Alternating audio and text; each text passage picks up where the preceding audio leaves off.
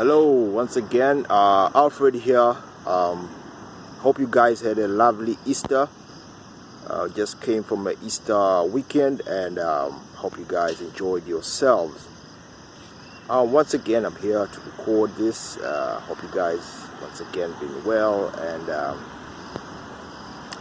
today's topic, straight out, it will be talking about controlling the imperative reason why men should really be able to control their emotions. Why it's important for you to control your emotions. Okay, so why is it that we should really be, as men, usually we should control our emotions? It's very important because a lot of the times, if we do not control our emotions, it means that it will make it easier. It will be easier for others to control us. Why? Because emotions make us, as men, think irrationally. You know, we move away from reason and we go into an irrational place. So it's very important for a man not to be irrational, and one way of not being irrational is try to reason more than being emotional. Now, before I start this, or before I continue, I should get this out there that I'm not saying men are not emotional, nor are they supposed to be emotional. It's just that the way we express our emotions and the way we should not allow our emotions to override our senses, our more sensible sense of reason, right? And things like that. So before you become emotional in a situation, we should at least be more rational and listen to reason more. It's a tough thing. Everybody tries to strive for that, especially every man, but it's tough because we find ourselves more in an emotional realm than in a reasonable realm. So, but if we, with practice and all that, we can eventually try and be much more emotional than being irrational, right? So it's very important for us to be emotional, to be less emotional, rather, because, like I said at the beginning, that it becomes much more easy for us to lose control of ourselves and the situation when we're emotional, and thus people or a situation can overcome us. You know, or people may easily control us as men. As men, we're supposed to control a situation. I'm talking about a situation where maybe something is happening, or someone, or you're probably in an argument and a disagreement, right? I'll have to take an example of, I know this has been it's a dead horse that has been beaten over and over again, but I'll take an example from Will Smith. Will Smith is basically an emotional man, and I did not see any reason for him to go out there and slap Chris Brown, except the fact that the only conclusion that I could come about is that he was unable to control his emotions that time, and thus the situation controlled him, including his wife. It seems like she's more in control of him. So this is exactly a big reason of trying our best to be less emotional, because you find yourself doing things that you later regret. And we as men, we're supposed to do less things that we regret and more things that we can be fulfilled with, right? And this becomes tough doing things that we're fulfilled with if we are become more emotional than reasonable and more rational. So that's one thing. Also, another thing is that when we become much more emotional, we become vulnerable, right? We become this. We seem weak, and trust me, the world does not want to see a weak man. As much as at times we are, it's okay to be vulnerable, but in the right situation, in the right places. You can't just be show your weaknesses anywhere, especially in front of people, especially in front of your female counterparts and stuff like that, because the women out there they can smell weakness, right? They're bred to smell weakness and take advantage of it. Now, if you're gonna put your weaknesses on your sleeves like that, wear the weakness on your sleeves like that, what will happen is that you will put yourself out there to be taken advantage of. To be easy for people to read you and take advantage of any situation you find yourself in. So, because you feel that vulnerability is a strength or something like that, which really isn't bad, but showing it and then really work, trying to be someone who's always that way is not something which is manly. With people that you probably trust, and they will not take advantage of your situation and your vulnerability. That's the thing that you want to do. But you don't want to do that in front of people that you probably do not trust or you do not know, because more likely they will take advantage of you, and you don't want this to happen. Now, since we've established a few reasons why we shouldn't be emotional, one more reason maybe before I move into the next segment is that as men, let's leave the emotional thing to women. We're not bred to be emotional. We're bred to be more reason oriented and be rational, right? Emotions are in the realm of women, and that's why you hardly find a woman who can reason okay, especially when they're emotional. And let's leave that all that to women or men that think that this to be emotional and over emotional and stuff like that is okay for them. However, let's try our level best to be much more of a rational man, much more of people who listen more to reason, right, than our emotions.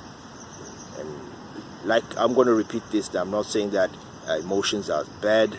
No, they're not. It's just that for us men, they will usually make us do things that we later regret, and we do not want to do this.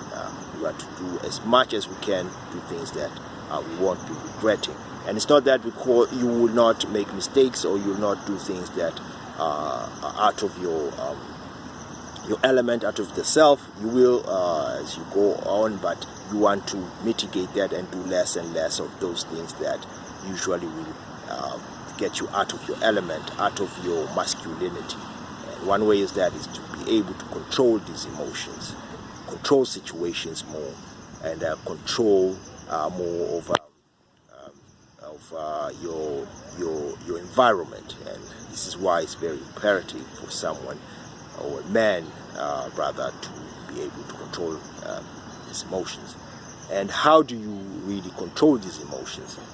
One way that at least I am able to do is find or get an outlet of sort, right? There's plenty of things to do out there that can really place yourself into your center. Find something that puts you in your center mostly, from exercising to reading, learning, doing things that are creative, creating anything that you find that puts you in a better place, a better situation. Writing, you can write any sort of thing, write your thoughts down, just getting creative, creating music,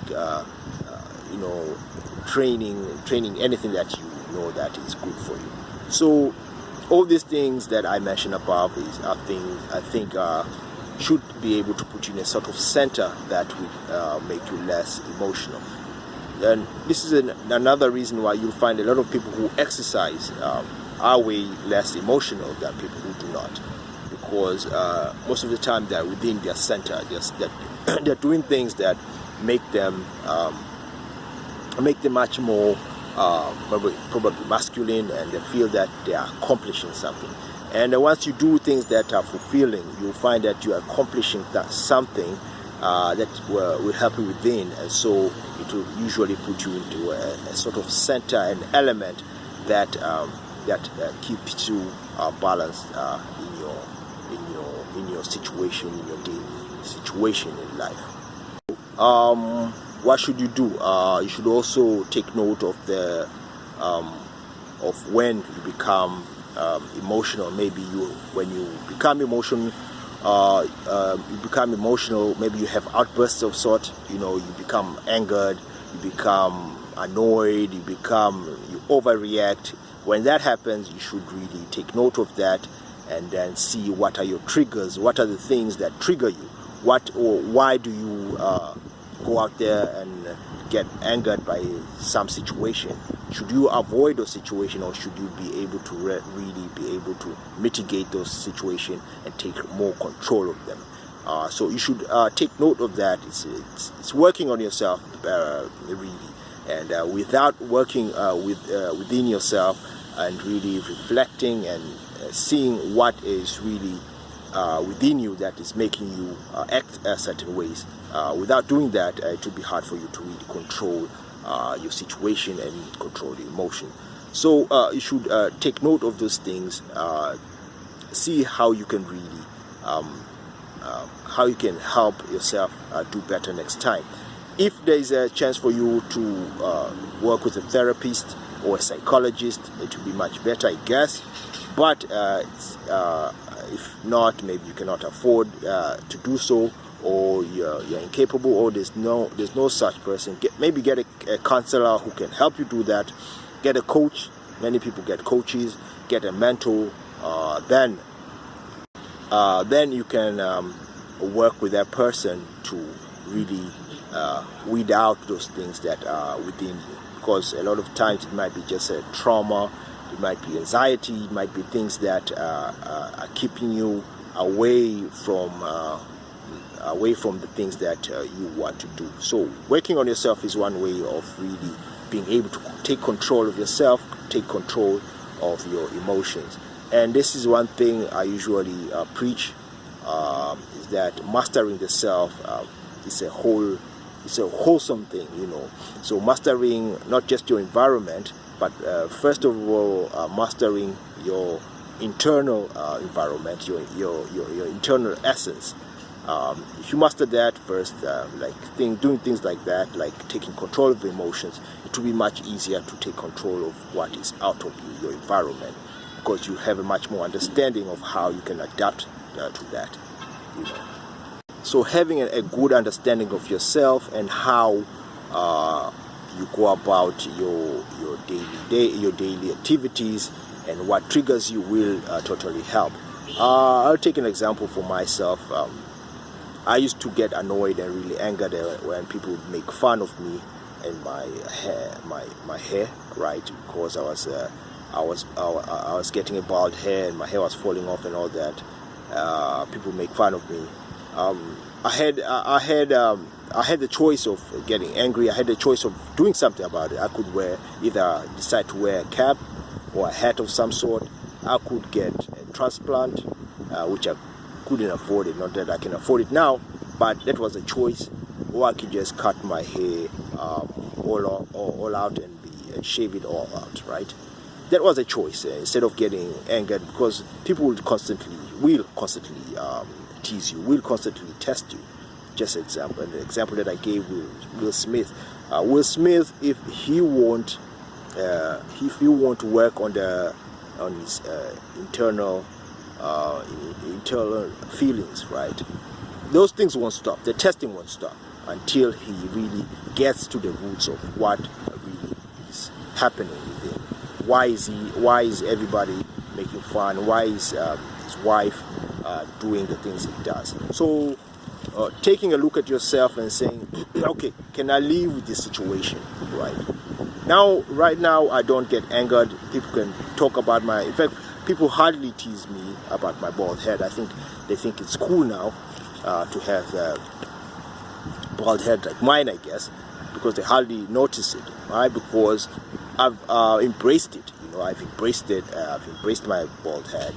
I've embraced that it's part of me. It's part of my brand, probably.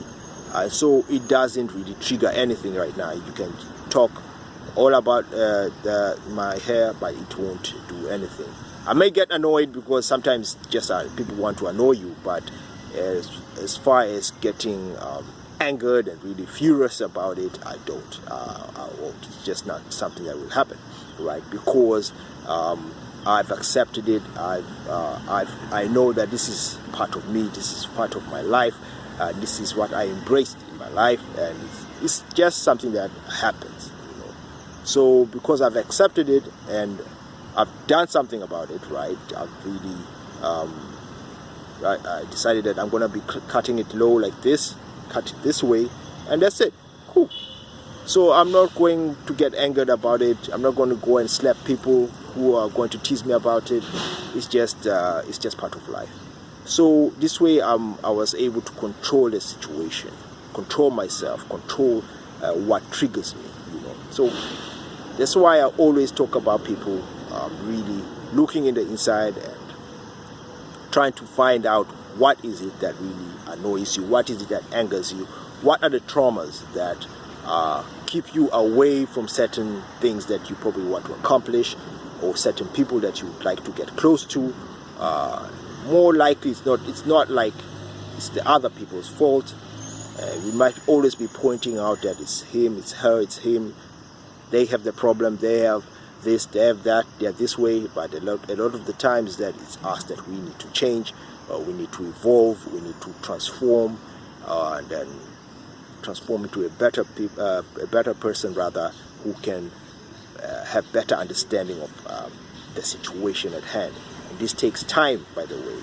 You have to grow into that role. You have to make sure that you're mastering yourself first, mastering your emotions, mastering your thoughts, and then this way you become who you really set out to be. And that was that's it about emotions, and there's a lot of things to talk about here, but I'm going to leave it at that. Maybe I'm going to continue in a later video about this. But as far as what I wanted to point out is that we as men, striving to be much more masculine, striving to conquer ourselves, our mind, our bodies, we should be much more in tune with our emotions, but much more controlling of them. Controlling emotions will get you, mostly will put you in a situation that is way better than not controlling it. It means that you'll be much more in control of your environment, much more control of yourself, and it's much more better because you'll also be able to control others when it pertains to you. They won't be able to cross the line, they won't be able to do things that you do not accept, and that's what you want as a man, to be that kind of person. So anyway, it's been your boy Alfred. I hope this came out clearer, and as per usual, more knowledge to you guys. Keep on learning, keep on acquiring that knowledge, and peace.